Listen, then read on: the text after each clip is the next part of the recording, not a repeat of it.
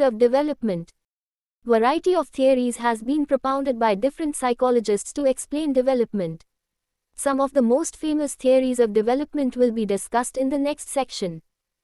Psychoanalytical, psychodynamic, psychosexual development theory. This theory was propounded by Sigmund Freud. Sigmund Freud is the founder of psychoanalytical school of psychology. Freud was a practicing physician and used case study method to derive his theory. Some of the major publications of Freud are The Interpretation of Dreams 1900, The Psychopathology of Everyday Life 1901, The Ego in the Id 1923. Freud determined that all instincts fall into one of two major classes, the life instincts and the death instincts. Life instincts, eros, sometimes referred to as sexual instincts. The life instincts are those that deal. Filled circle. These instincts are essential for sustaining the life of the individual as well as the continuation with basic survival, pleasure, and reproduction of the species. Filled circle. While they are often called sexual instincts, these drives also include such things as thirst, hunger, and pain avoidance. Filled circle. The energy created by the life instincts is known as libido. Filled circle behaviors commonly associated with the life instinct include love, cooperation, and other pro-social actions. Death instincts. Thanatos. The concept of the death instincts was initially described in Freud's book Beyond the Pleasure Principle, in which he proposed that the goal of all life is death, 1920. Filled circle. He noted that after people experience a traumatic event such as war, they often reenact the experience. Filled circle. He concluded that people hold an unconscious desire to die, but that the life instincts largely hamper this wish. Filled circle. In Freud's view, self-destructive behavior is an expression of the energy created by the death instincts. When this energy is directed outward onto others, it is expressed as aggression and violence.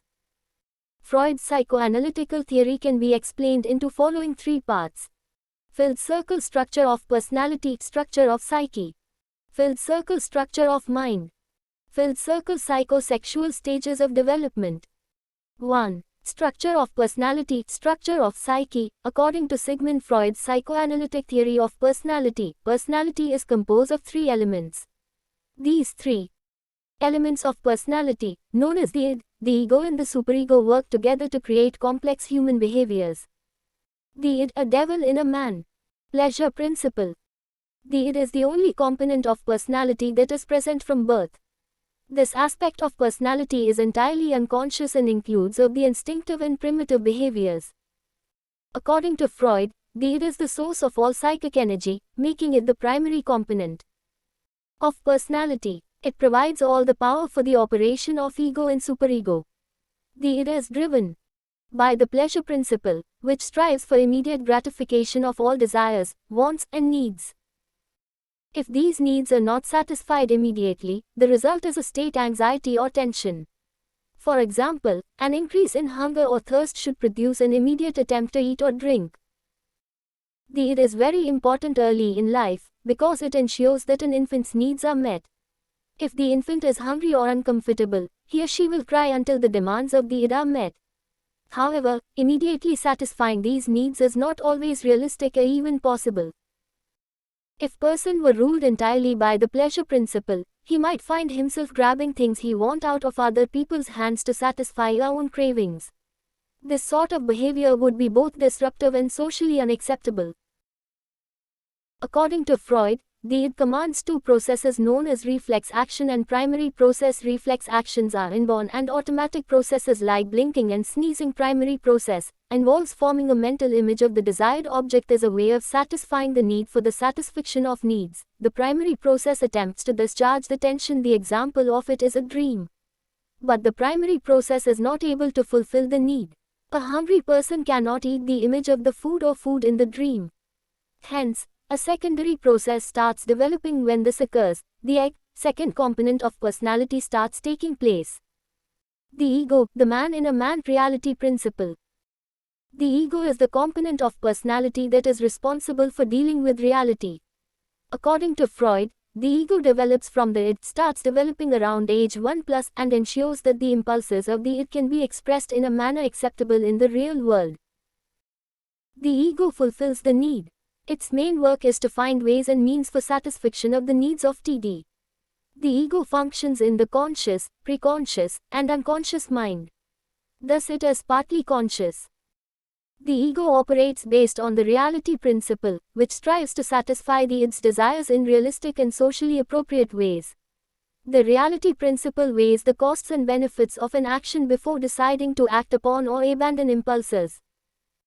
In many cases, its impulses can be satisfied through a process of delayed gratification. The ego will eventually allow the behavior, but only in the appropriate time and place.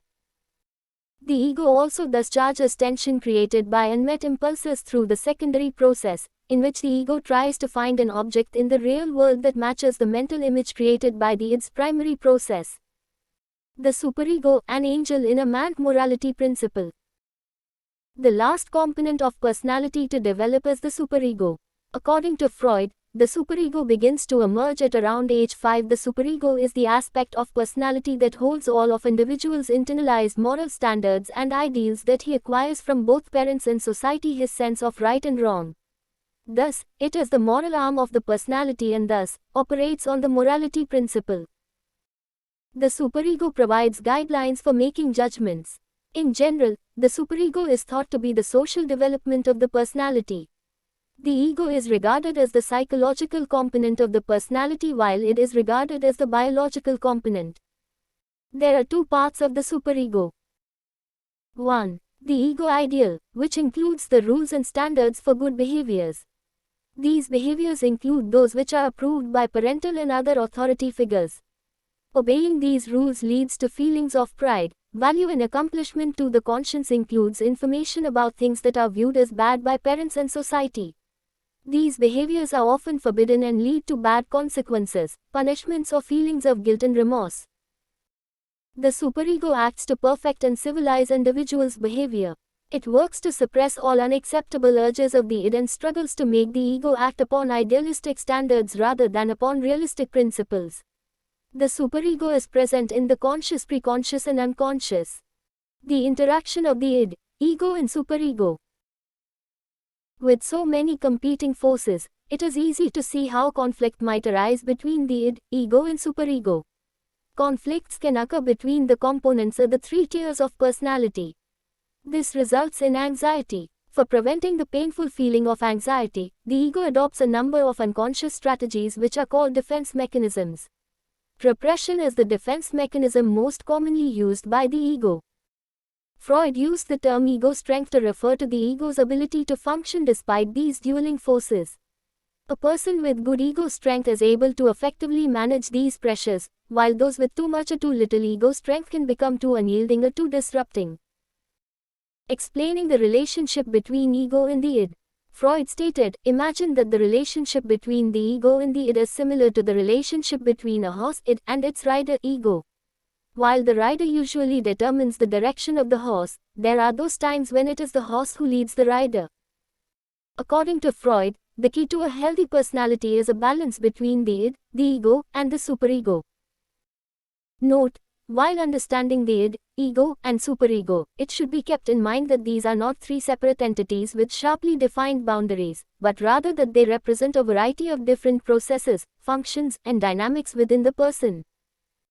Moreover, in his writings Freud uses the German personal pronouns, das Es, das Ich, and das über Ich. Literally translated they mean, the it, the I, and the above I. With the ego placed in the middle, and if all demands are met, the system maintains its balance of psychic power and the outcome is an adjusted personality. If there is imbalance, the outcome is a maladaptive personality. For example, with a dominant id, the outcome could be an impulsive and uncontrollable individual, e.g., a criminal. With an overactive superego, the outcome might be an extremely moralistic individual, e.g., a television evangelist. An overpowering ego could create an individual who is caught up in reality, e.g., extremely rigid and unable to stray from rules or structure, is unable to be spontaneous, e.g., express id impulses, or lacks a personal sense of what is right and wrong, e.g., somebody who goes by the book.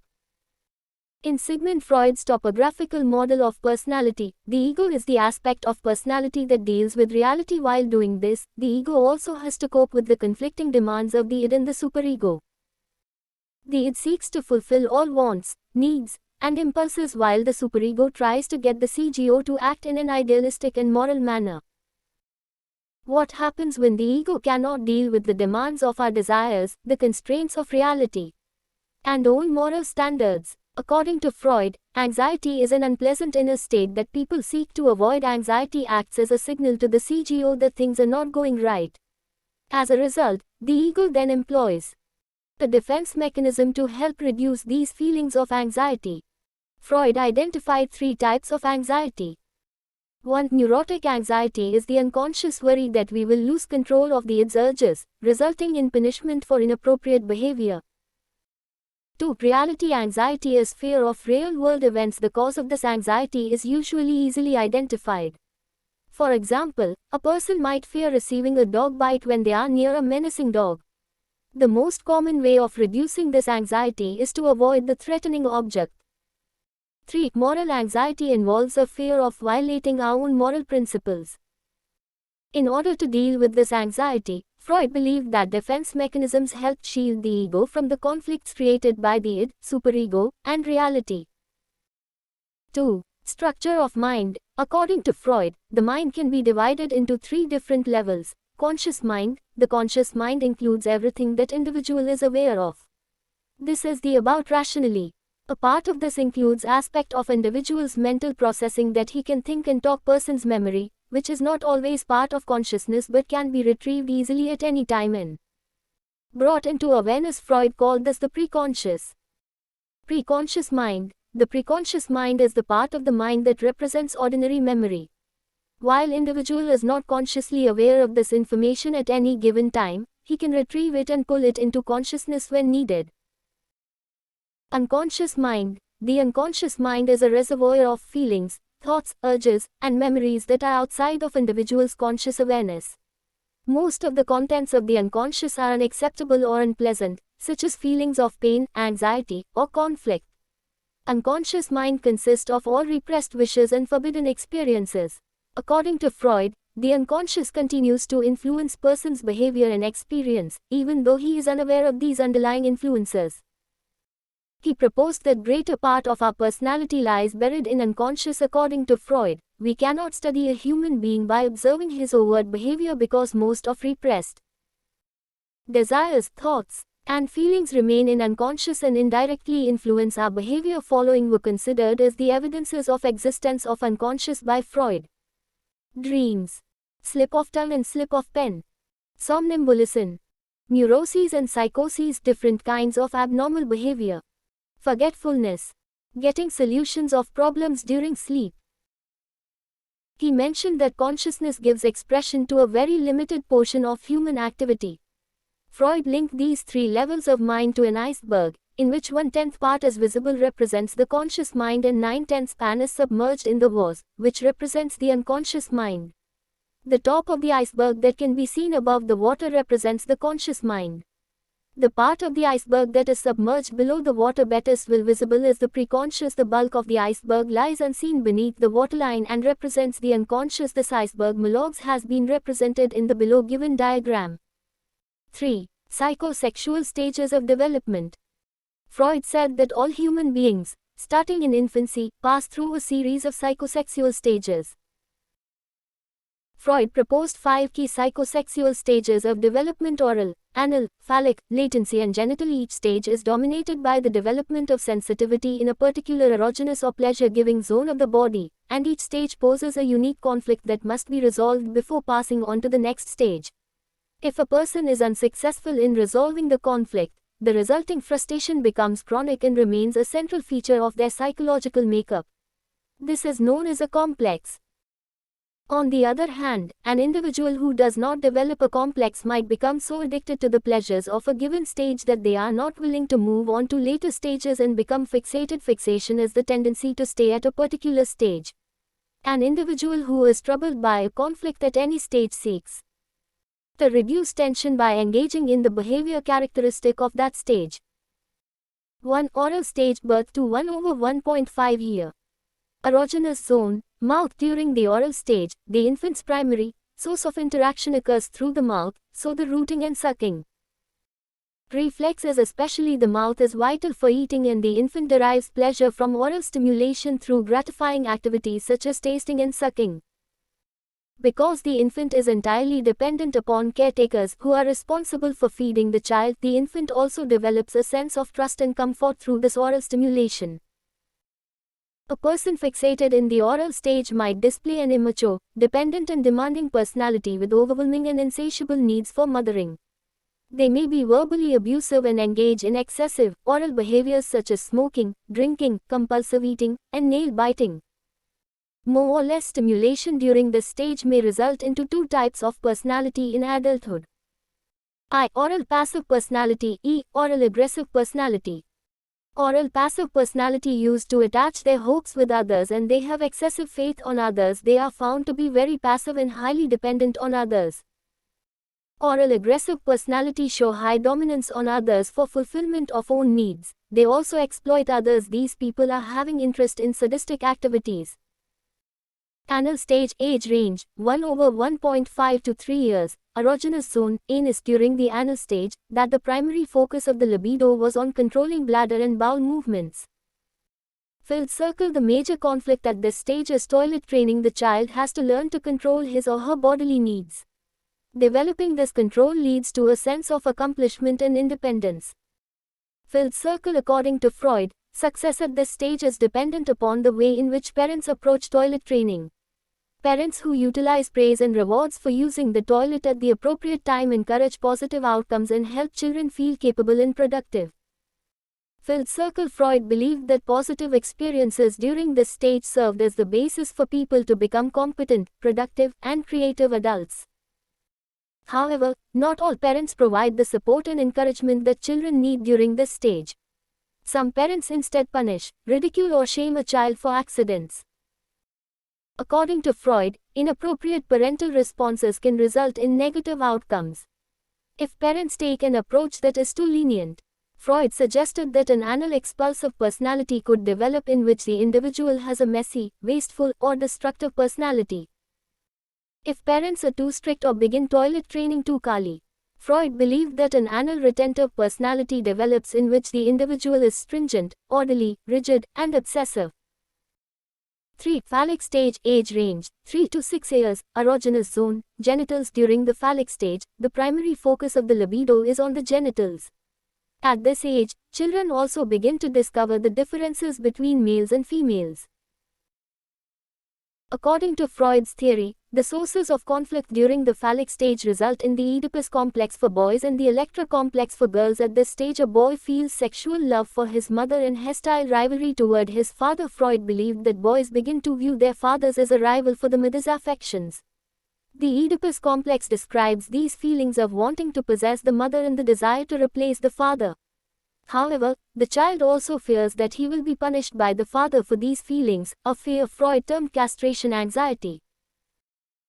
The term Electra complex has been used to describe a similar set of feelings experienced by young girls. A girl feels sexual love for the father and hostile rivalry toward the mother, leading her to conclude that she and her mother have been castrated because they lack penises. This leads to penis envy and a feeling of inferiority. Eventually, the child begins to identify with the same-sex parent as a means of vicariously possessing the other parent.